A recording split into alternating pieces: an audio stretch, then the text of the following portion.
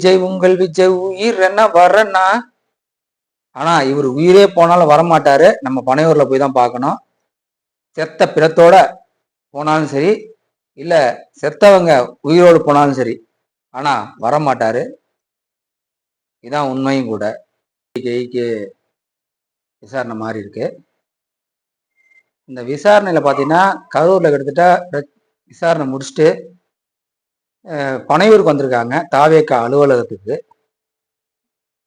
ஏன்னா அந்த அலுவலகத்துல இப்ப நிர்மல்குமார்ட்ட விசாரிக்கிறாங்க.